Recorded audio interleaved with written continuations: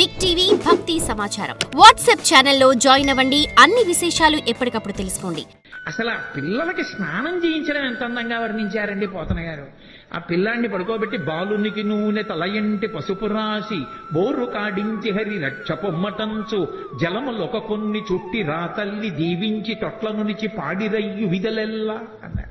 పసిపిల్లలకి స్నానం చేయిస్తే ఎలా చేయిస్తారో అలా వృద్ధ గోపకాంతలు వచ్చి ఆ పిల్లాన్ని ఇలా కాళ్ళు ఇటువైపు పక్కకి తల కిందకి ఉండేటట్టుగా పడుకోబెట్టి నూనెలో చేయి కృష్ణ పరమాత్మని పడుకోబెట్టుకుని ఆయన ఒళ్ళంతా నూనె రాసి వెనక్కి తిప్పి బోర్లా పడుకోబెట్టి ఆ వీపుకంతా నూనె రాసి ఆయన్ని ఒళ్ళంతా పసుపు రాసేసి ఇలా పైకి తీసి కూర్చోబెట్టి పిల్లాడి తల నిలబెట్టడం చేతకాక ఇలా అంటుంటే తల వెనకాల ఇలా పట్టుకుని ముందు ఇలా చేయి పెట్టమని ఉక్కిరి బిక్కిరి అయిపోతాడని తల మించి గోరువెచ్చటి నీళ్లు పోసేస్తుంటే అంటూ బొత్స అక్కడిస్తూ ఆయన స్నానం చేసిన తర్వాత ఆ నీళ్లు ఇలా చుట్టూ తిప్పి నీకు శ్రీరామరక్ష 1000 ఏళ్ల ఆయుష్ 1000 ఏళ్లు ఐశ్వర్యంతో ఉండాలి.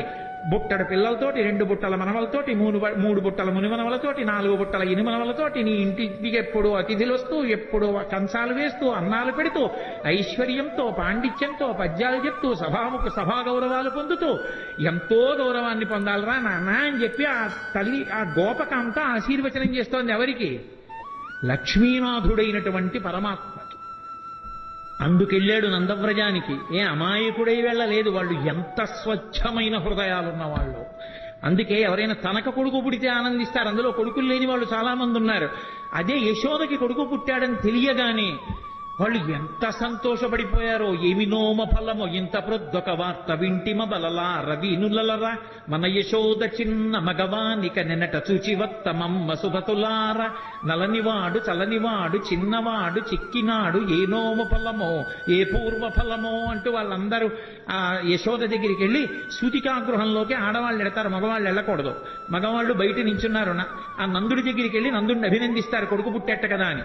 నందుడు రాజుగారి దగ్గరికి వెళ్ళేటప్పుడు మరి కొంచెం డాంబికంగా వెళ్ళాలి. మరి కంచుకములు తలకట్లను కాంచన భూషాంబరములు మెరయగ గోపకు లేతించిరి మంచి పదార్థములు కొనుచు మాధవు చూడన్. మాధవుడు అన్నారు. పుట్టినవాడు లక్ష్మీపతి, శ్రీయప్పతి.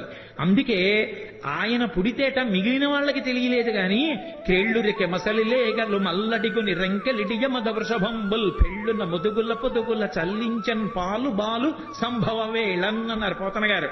ఈయన పరమాత్మ పరిపూర్ణావతారం కృష్ణుడు మా వెనకాతలు వస్తాడు. మమ్మల్ని అందరినీ ఇలా ఒళ్ళు నిమురుతాడు. సాయంకాలం వేళ మమ్మల్ని కడతాడు. బంధనాలు విప్పే పరమాత్మ మాకు బంధనాలు వేస్తాడు. ఆయనే మమ్మల్ని తడుగుతాడు. ఆయనే మాకు గడ్డి పెడతాడు. ఆయనే పాలు పితుకుతాడు. మా అదృష్టం అన్నైట. లీలాశుకుడు పొంగిపోయాడు. గోధూళిధూ సరిత కోమల గోపవేషం గోపాల బాలక శతైరనుగమ్యమానం సాయంతనే ప్రతిగృహం పశుబంధనార్థం గచ్చంతమచ్యుత శిశుం ప్రణతోస్మి నిత్యం అన్నాడు. ప్రతిరోజు సాయంకాలం అయ్యేటప్పటికి ఆ ఆవుల్ని దూడల్ని కొన్ని వేల దూడల్ని తరువుకొస్తూ వాటన్నిటికీ పేర్లు పెట్టేవాడు. సే లక్ష్మి, అంబ, కళ్యాణి, సరస్వతి, పార్వతి మీ అందరిగో వీళ్ళ ఇంట్లోకి వెళ్ళిపోండి అనేవాడు. ఆవులన్నీ వీళ్ళ ఇంట్లోకి వెళ్ళిపోయి ఆ గోపకాంతలందరికీ చిన్ని కృష్ణుడిని చూస్తే సంతోషం. కృష్ణ ఈ పార్వతి అస్సలు మాట వింటలేదు, కొంచెం కట్టేసి వెళ్ళిపోదు అనేవాడు. అంటే ఆ ఆవు పలు పట్టుకుని ఇలా గట్టిగా లాగుతుంటే డొక్కలు అక్కలించిపోయి ఉరప్పంజరం బయటికి వస్తే ఆ ఆవు నిగడదని నించుని ఆఖరికి ముందుకి గబుక్కును వదిలేస్తే కింద పడిపోయిన కృష్ణుడు మళ్లీ లేచి ఆ పలుపు పట్టుకుని వెళ్ళి కట్టేస్తుంటే ఆ గోపకాంతలు నవ్వేవార్త. అందరి బంధనాలు విప్పేసే కృష్ణ, నువ్వు సాయంకాలం గోధూళి మీద పడి ఉండగా వెళ్ళి ఆ ఆవుల్ని కడుతున్నటువంటి దృశ్యం నా మనసులో నిలబడిపోయింది. ప్రతిరోజు నమస్కరిస్తానన్నాడు లీలాచకుడు. అందుకే గోధూళి ధూసరిత కోమల గోపవేషం గోపాల బాలక శతైరనుగమ్యమానం సాయంతనే ప్రతిగృహం పశుబంధనార్థం గచ్చంతమచ్యుత శిశుం ప్రణతోస్మి నిత్యం. ప్రతిరోజు నమస్కరిస్తాను ఆ కృష్ణ స్వరూపానికి అన్నాడు. ఆవులు దూడలు ఎంత పొంగిపోయాయో. కృష్ణుడు పుట్టాడని షేరు పాలిచ్చే ఆవులు 2 షేర్ల పాలిచ్చేసేట. ఈ ఆభీర కుమారుడు వీరుండై వీరవైరి జేతయునై శ్రీయుతుడై దీర్ఘాయుష్మంతుండగునని పాయక దీవించినప్పుడు బ్రాహ్మణ జనముల్ దుందుబులు మరసె గాయక సందోహము పాడే సూత సముదాయముతో వందిజనులు కీర్తించిరి క్రందుగ వీతించ భద్రకాహళ రవముల్ అంటారు పోతన గారు. ఆ నందుడు ఎంత సంతోషపడిపోయాడో, ఎన్ని గోవులు దానం చేసేశాడో. ఆఖరికి వసుదేవుడు కూడా కారాగారంలో ఉండగా పరమాత్మ నా కడుపున పిల్లవాడుగా పుట్టాడని స్నానము చేయక రామిని ఆనంద రసాబ్ధిమగ్నుండై ధేనువులను 10,000 విప్రులకును మానసికముగా ధారవోసె మరి ఇచ్చుటకున్నాడు. 10,000 గోవుల్ని మానసికంగా ధారపోసేసేట. శ్రీ మహావిష్ణువు నా కొడుకుగా పుట్టాడు అని వసుదేవుడిచ్చాడు. ఓ భద్రకాహళములు మోగై, గుంధువులు మెరసై, సూత సముదాయముతో వందిజనులు కీర్తించారు. ఎంత సంతోషపడిపోయారో. అసలు కృష్ణలీలలో అద్భుతం ఏంటంటే, పుట్టిన పిల్లాడికి నీళ్లు పోసి వాళ్ళు తీసుకెళ్లి 11వ రోజున ఉయ్యాల్లో వేశారు. ఉయ్యాల్లో వేసి పడుకోబెడదామని ఉయ్యాలా ఊపుతున్నారు. ఏదో ఎవరికి వచ్చిన పాట వాళ్ళు పాడుతున్నారు. అందరూ ఎంఎస్ సుబ్బలక్ష్మి గారు, లతా మంగేష్కర్ అక్కర్లేదు పిల్లల్ని పడుకోబెట్టడానికి. తల్లి ఎవరు ఏదో పాట పాడుతుంది. ఎంతమంది గోపకాంతలు వచ్చి పాట పాడినా నిద్రపోడే. అందున ఉయ్యాల ఊపి పడుకోబెట్టేటప్పుడు పిల్లాడు పడుకోవట్లేదంటే, పిల్లాడు కనపడుతూ ఉండగా కాకుండా ఇలా ఉయ్యాల దగ్గరికి చేసి పట్టుకుని ఇలా ఇలా ఇలా ఇలా ఇలా అని పాట పాడి పడుకుని ఉంటాడనుకుని పాపం ఎంతో ఇదిగా ఇలా విప్పి చూస్తే గుడ్లు 2 ఇలా పెట్టుకుని చూస్తున్నాడు. ఏమిటమ్మా పిల్లాడు ఎంతకీ పడుకోడు, ఇదేం పిల్లాడే అని చెప్పి ఆ భుజం మీద వేసుకుని పాట పాడి ఎంతో తిప్పి తిప్పి తిప్పి తిప్పి ఇలా చూడటం కుదరదు కదూ. పడుకున్నాడా అంటే ఏం పడుకున్నాడు, గుడ్లేసుకు చూస్తున్నాడు. ఏం చేసినా పడుకోడు. ఇదెక్కడ పిల్లాడని ఆఖరికి యశోదాదేవి వచ్చి తల్లికి ఆఖరికి పెద్ద బ్రహ్మాస్త్రం ఏంటంటే బోర్లా పడుకోబెట్టేసి వీపు మీద ఇలా ఇలా ఇలా ఇలా కొట్టేస్తుంది. ఆ తొడ ఊపుతాను కొడుతోంది. ఎంతకీ పడుకోడు, వీపు చిట్లిపోతోంది. ఇదేంటి ఆది కూర్మంగా ఉన్నప్పుడు మందర పర్వతం తిరిగినా బాధపడలేదు కానీ ఈ కృష్ణావతారంలో ఇలా కొట్టేస్తున్నారు, నన్ను ఎందుకు ఇలా ఊపేస్తున్నారు అనుకున్నట్ట. లోకములు నిదురపోవగత నిదురింపని శుభగుడు రమణులు జోకొట్టిపాడ నిదురం గైకొను క్రియ నూరకుండె కనుజరవకయున్నన్నారు పోతన గారు.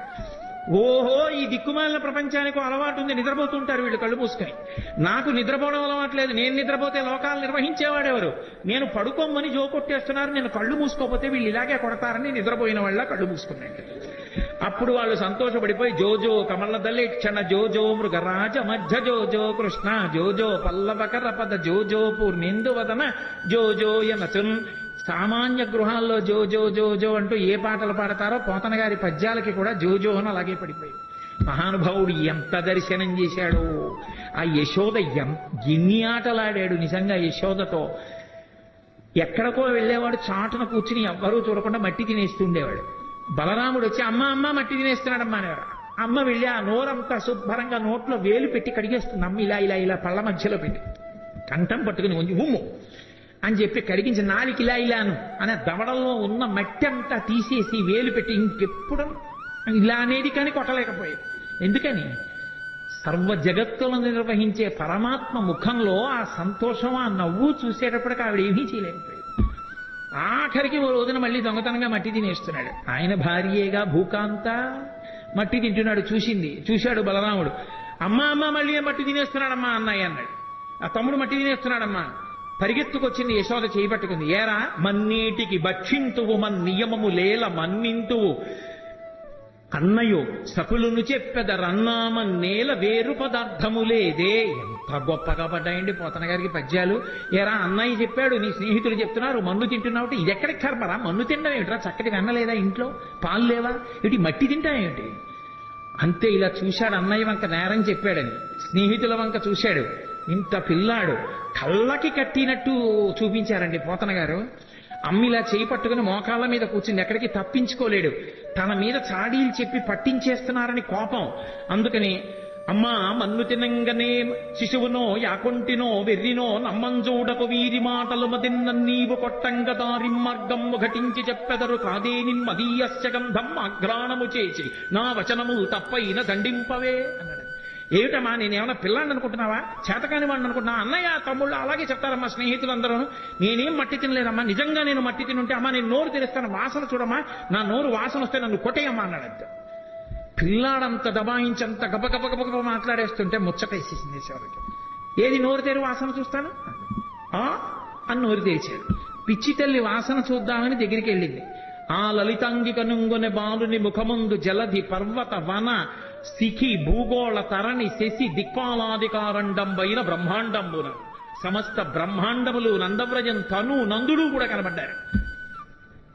కలయో వైష్ణవమాయయో ఇతర సంకల్పార్థమో సత్యమో తలపన్నేరగయున్నదానను యశోదాదేవి కానో పరస్థలమో బాలకుడెంత వీధి ముఖస్తంభై అజండమ్ము ప్రజ్వలమయ్యుండుటకేది హేతువో మహాశ్చర్యంబు చింతింపగన్. ఆశ్చర్యపోయింది, వీడి పిల్లాడా పరమాత్మ అనుకుంది. తనని ఎక్కడ పరమాత్మ అనుకుంటుందో అమ్మ ప్రేమకి దూరం అయిపోతానని మాయ గమ్మేశాడంతే. చీకటి పడింది. ప్రదోష వేళలో పిల్లలకి అన్నం పెడుతూ పూర్వం చీకటి పడేటప్పటికీ అమ్మా మాధవ కబలం తల్లి అంటూ వచ్చేవారు. ఇంట్లో మిగిలింది ఏమైనా ఉంటే వాళ్ళకి వేసేసేవారు. వాళ్ళు ఆ పిలుపు అది వాళ్ళ రూపం కొంచెం భయంకరంగా ఉండదు. కర్ర పట్టుకుని సాయంకాలం వేళ కుక్కలు వెంటపడతాయని ఓ సిల్వర్ బళ్ళం పట్టుకుని వస్తుండేవారు ఇంటి ముందుకి. అమ్మా మాధవ కమలం తల్లి అన్నాడు. అప్పుడే చెప్పింది, ఒరే అన్నం తినరా అని ఆ కథ చెప్పి ఈ కథ చెప్పి నోట్లో అన్నం పెడదా అంటే అని పెట్టు కూర్చున్నాడు. తింటలేదు అన్నం. కోపం వచ్చి అంది యశోద, భిక్షులు ఒత్తురు ఎచ్చిన భిక్షాపత్రమున వేచి బెగడించి నిన్ను శిక్షింతురని చెప్పిన భిక్షులకని తల్లి కనియు భీతిల్లు నృపా. అవునరా, నేను పిలిచి ముద్దుగా చక్కగా గోరు ముద్దలు కలిపి వెన్న అన్నం పెడితే ఎందుకు తింటావు? కాసేపు ఆగి ముష్టి వాళ్ళు వస్తారు, అమ్మా మాధవ కబలం తల్లి అంటారు. నిన్ను తీసుకెళ్లి వాడి పాత్రలో పారేస్తాడు.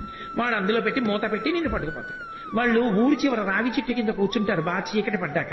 అప్పుడు మూత ఇస్తారు, నిన్ను అక్కడ కూర్చోమంటారు. వాళ్ళు తెచ్చుకున్న అన్నం అంతా తింటారు. అప్పుడు ఆకలి వేస్తుంది కదా, అప్పుడు బాబు నాకు కూడా కొంచెం పెట్టరా అండి అని అడుగుతూ కానివి నోర్మయ్ అని వాళ్ళు తింటారు. అప్పుడు ఏడుస్తూ కూర్చుంది కానీ అప్పుడు అమ్మ ఉండదుగా పెట్టడానికి అంది. అలా చూస్తున్నాడు. ఈలోగా నిజంగా ఎవడో వచ్చి అమ్మ మాధవ కబలం తల్లి అన్నాడు. ఏదో పట్టుకెళ్ళి వేద్దామని పాప ఆవిడ అటు తిరిగింది. వెనక నుంచి వచ్చి అమ్మని గట్టిగా పట్టేసుకుని రెండు కాళ్ళ మధ్యలో తలపెట్టేసి అమ్మ అమ్మ నన్ను వేసేయకమ్మా మాధవ కబలం తల్లి అంటూ వచ్చిన బిచ్చగాడికి వేసేయకమ్మా అన్నాడు. ఏమిటో పొద్దున్న నోట్లో లోకాలు చూసినట్టు అనిపించింది కానీ నా భ్రాంతి పిచ్చి పిల్లాడి ఇంత భయస్తుడు వీడి నోట్లో లోకాలు ఏమిటని పిచ్చి తెలియ మళ్ళీ మాయ వహించాడు. కన్యం కుడుపుతూ పాలు తాగుతూ ఉండేవాడు. మళ్ళీ విశ్వరూప సందర్శనం చేయించాడు తల్లికి. అసలు నిజంగా యశోద ఆడుకున్న ఆటలు విన్న పరీక్షిత్తు గుండెలు బాధేస్తున్నాడు. జగదీశ్వరునకు చన్నిచ్చు తల్లిగా ఏమి నోము నోచెయ్యి యశోద, పుత్రుడంచు అతని పోషించు తండ్రిగా నందుడేమి చేసే నందితాత్మ అని అడిగాడు. ఏమిటి లోకాలని పరిపాలించగలిగినటువంటి పరమేశ్వరుడికి తీసుకెళ్లి నా కొడుకని చెప్పి పాలివ్వడమా? ఈ లోకాలన్నిటికీ ఇలా వేలు చూపించగలిగిన పరమాత్మకి నందుడు వస్తుంటే భయం భయంగా నక్కి నించోడమా? ఆయన చెప్పులు ఇప్పితే తీసి పక్కన పెట్టడమా? నాన్నగారండి నాన్నగారండి అని మంచినీళ్లు తెచ్చి ఇవ్వడమా? ఏరా అంటే నాన్నగారండి ఆవుల్ని తీసుకొచ్చాను అని భయం భయంగా చెప్పడమా? ఏం పుణ్యం చేశారయా వీళ్ళిద్దరూ అంటే ధరాద్రోణుల వృత్తాంతం చెప్పవలసి వచ్చింది Shukabrahma. For more videos like this, subscribe Big TV channel.